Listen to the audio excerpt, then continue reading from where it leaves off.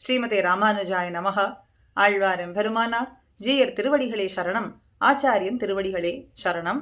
ஸ்ரீசைலேச தயாபாத்திரம் தீபக்தியாதி குணார்ணவம் யதீந்திர பிரவணம் வந்தே ரம்யஜா மாத்தரம் முனிம். யதீந்திரரிடத்துல அதிக பிராபண்யம் உடையவர், ஸ்ரீசைலர் திருவாய்மொழி பிள்ளையினுடைய இன்னருளுக்கு பாத்திரமானவரான சுவாமி மணவாள மாமுனிகளை நான் நமஸ்கரிக்கின்றேன் என்று இந்த தனியன். அப்படி சுவாமி யதீந்திரரிடத்துல அதிக பிராவண்யமுடையவர், அவருடைய திருவடிகளின் மேலே எழுந்த அதீதமான பரம பக்தியாலே அவரை விட்டு இனி ஒரு க்ஷண காலமும் பிரிந்திருக்க முடியாது என்று தன்னுடைய ஆர்த்தி எல்லாம் தொகுத்து ஒரு பிரபந்தமாகவே நமக்கு காட்டி கொடுக்கிறார்.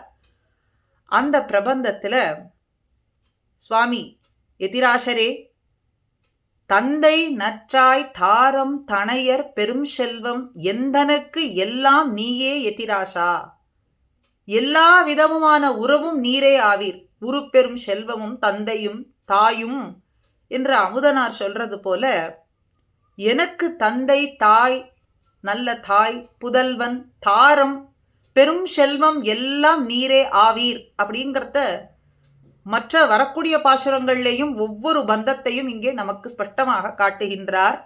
முதல்ல தந்தை, தேவரீரே எனக்கு தந்தைன்னு சொல்றது, தன் புதல்வன் கூடாமல் தான் புஷிக்கும் போகத்தால் இன்புறுமோ தந்தை எதிராசான்னு.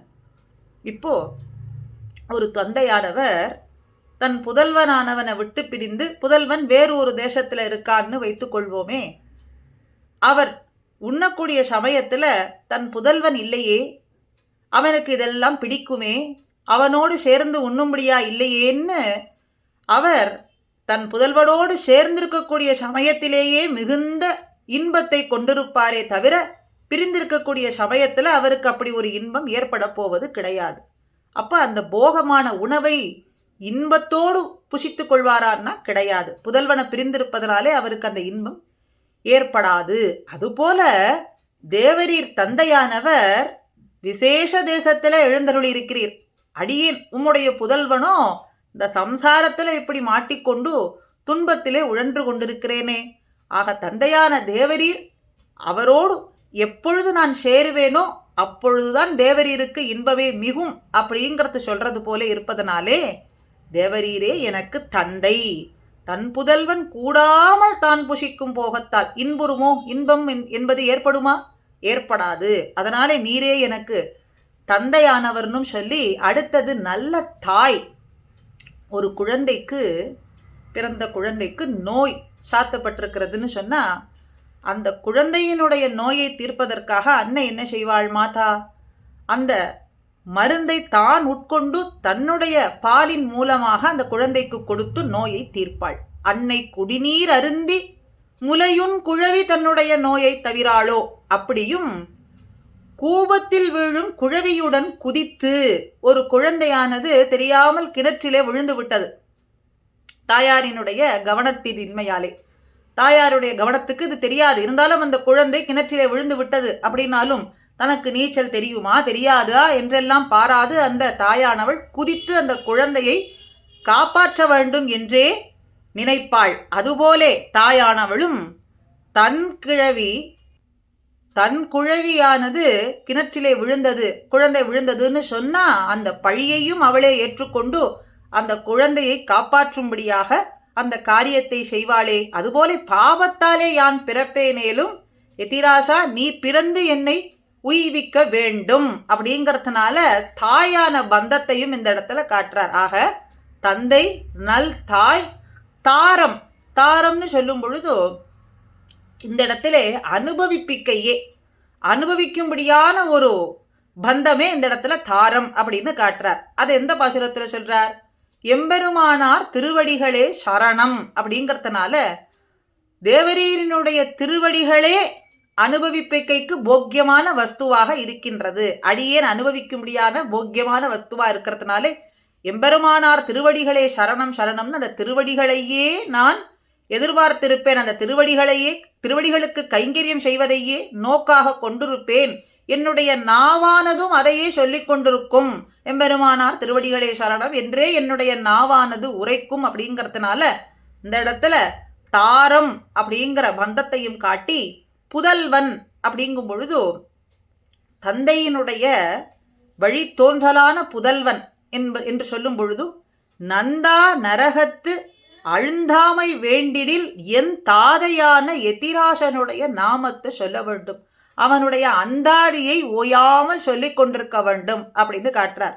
இப்போ புத்திரன் அப்படின்னா புன்னுன்ற நரகத்திலிருந்து மீட்டெடுக்கும்படியான ஒரு புதல்வனையே புத்திரன் அப்படின்னு சொல்றோம். அந்த நரகத்துல சேராமல் தர்ப்பண காரியங்கள், அதாவது பித்ரு காரியங்களை எல்லாம் செய்விக்கக்கூடியவனைத்தான் புத்திரன் அப்படின்னு சொல்றோம்.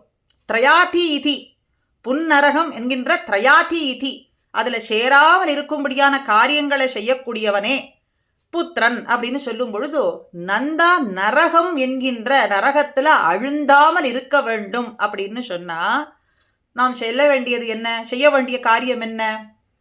இந்த இடத்துல ராமானுஷ நூற்றாந்தாதியை அனுசந்தித்துக் கொண்டே இருக்க வேண்டும். ராமானுஷாய நம என்று சிந்தித்திருக்க வேண்டும். வாழி எதிராசன் வாழி எதிராசன் வாழி எதிராசன்னு சொல்லிக் கொண்டிருக்க வேண்டும் அப்படின்னு சொன்னா அது புதல்வனானவன் செய்யக்கூடிய காரியமாக அமைந்து விடுகின்றது. அதனால நந்தா நரகத்து அழுந்தாமை வேண்டிடில் நானிலத்தீர், இந்த லோக்கத்தில் இருக்கக்கூடியவர்களே, தாதையான எதிராசன், நம்முடைய தந்தையான எதிராசரினுடைய நாமத்தை சதா சொல்லிக் கொண்டிருங்கள்.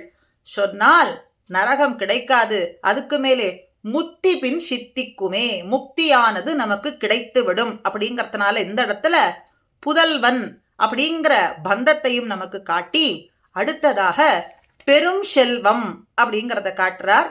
கடைசி பாசுரத்துல இந்த அரங்கத்து இனிது இரு நீ என்று அரங்கன் எந்த எதிராசருக்கு ஈந்த வரம் அத்ரைவ ஸ்ரீரங்கே சுகமாஸ்வ, எம்பெருமானிடத்தில் பிராட்டியை முன்னிட்டு கொண்டு சரணாகதி பங்குனி உத்தர திருநாளிலே நன்னாளிலே சரணாகதி பண்ணின பொழுது சரணாகதியை எம்பெருமான் ஏற்றுக்கொண்டு அத்ரைவ ஸ்ரீரங்கே சுகமாஸ்வ, ஸ்ரீரங்கத்திலேயே இனிது இரு நீ, இந்த அரங்கத்திலேயே இனிது இரு நீ என்ற வரத்தை எதிராசருக்கு ஈந்தார். எதிராசா, இந்த ஸ்ரீரங்கத்திலேயே சுகமாக எழுந்தருளியிரும், கைங்கரியத்தை தடையில்லாத கைங்கரியத்தை செய்து கொண்டு இரு என்று முகமலர்த்தியோடு எம்பெருமானாருக்கு எம்பெருமான் வரத்தை ஈழ்ந்தான். இது எம்பெருமானுக்கு மாத்திரம்தான் இந்த வரத்தை கொடுத்தாடா? எம்பெருமானாருக்கு மாத்திரமே இந்த வரமான்னா புதல்வன் தந்தை அப்படிங்கிற உரிமை உண்டே. தந்தையினுடைய சொத்து அத்தனையும் இந்த புதல்வனுக்கு வந்து சேர வேண்டியது முறைதானே. அதனாலே இந்த அரங்கத்து இனிது இரு நீ என்ற வரமான சொத்து நமக்கு முறைப்படி வந்து விடுகின்றது. எம்பெருமானாரினுடைய சம்பந்திகள் அத்தனை பேருக்குமே இது வந்து விடுகின்றது. அவருடைய சம்பந்தம் பெற்றவர்களான புதல்வர்கள் நமக்கு வந்து விடுகின்றது என்பதை சொல்றார். சிந்தசையில் நம்மதன்றோ நெஞ்சமே, இந்த அரங்கத்திலேயே இனிது இரு நீ அப்படின்னு சொன்ன அந்த செல்வமானது யோசித்து பார்த்தால் அது நம்மது தானே, அந்த சொத்து நம்முடையது. நல் தாதை சொம் புதல்வர் தம்மதன்றோ, தாயமுறைதான். தாயமுறை, இது முறை. அப்பாவினுடைய சொத்து பிள்ளைக்கு சேருவதுங்கிறது முறைதானே, தாயவான முறையிலே வரக்கூடியது. அதனாலே நல் தாதை, நல்ல தந்தையானவர், நமக்கு வேண்டிய செல்வத்தை ஈட்டி பெற்றவர். அதனாலே நல் தாதை சொம் புதல்வர், அவருடைய புதல்வரான நமக்கு அந்த சொத்து வந்து சேர்ந்து விடுகின்றது. அத்ரைவ ஸ்ரீரங்கே சுகமாஸ்வங்கிற சொத்து, கைங்கரியம் என்கின்ற சொத்து நமக்கு கிடைத்து விடுகின்றது. அப்படின்னா இது திருவரங்கத்திலே இருக்கக்கூடிய சொத்து மாத்திரம், இங்கே லீலா விபூதியிலே கிடைத்த சொத்தான்னு கேட்டா எம்பெருமானார் உடையவர் உபயவிபூதிநாதன் அப்படின்னு தன்னுடைய சொத்து அத்தனையும் உபயவிபூதிநாதனான எம்பெருமான் அவரிடத்திலே கொடுத்ததுனாலே அந்த க்ஷணமே அவர் உபயவிபூதிநாதன் அப்படிங்கிறதுனால லீலா விபூதியிலே நமக்கு கிடைத்த கைங்கரியமும் உபய விபூதியிலேயும் நமக்கு கிடைக்கக்கூடிய கைங்கரியம் அப்படிங்கிறது இந்த இடத்துல நிச்சயமாகி விடுகின்றது. இந்த லோகத்துல மாத்திரம் நமக்கு இந்த பெரும் செல்வம் கிடைக்கின்றது அப்படிங்கிறது இல்லாமல் அங்கே விசேஷமான தேசத்துல தடையில்லாததான கைங்கரியம் எப்பொழுதும் அடியார் குழாங்கள் சேர்ந்திருந்து திருமாமணி மண்டபத்திலே அழகாக வலப்பக்கமும் இடப்பக்கமும் பிராட்டிமார்கள்லாமும் எழுந்தருளி இருக்க, நடுவிலே நாராயணன் ஆனந்தமயமாக எழுந்தருளி இருக்கக்கூடிய சமயத்துல அடியார்கள் கோஷ்டியோடு சேர்ந்து அவருக்கு பல்லாண்டு பல்லாண்டுன்னு மங்களாசாசனம் பண்ணி கொண்டிருக்கும்படியான கைங்கரியங்கள் நமக்கு எப்பொழுதும் உண்டு, கிடைத்து விட்டது. அது நிச்சயித்து இந்த இடத்துல காட்டி கொடுக்கிறார். சிந்தை செய்யில் நம்மதன்றோ, நம்முடையது தானே, அந்த சொத்து நமக்கு வந்து விடுகின்றது. அப்ப நாம் செய்ய வேண்டியதெல்லாம் என்னன்னா, ராமானுஷ சம்பந்திகள் அப்படிங்கிறத ஏற்படுத்தி கொள்ள வேண்டும்.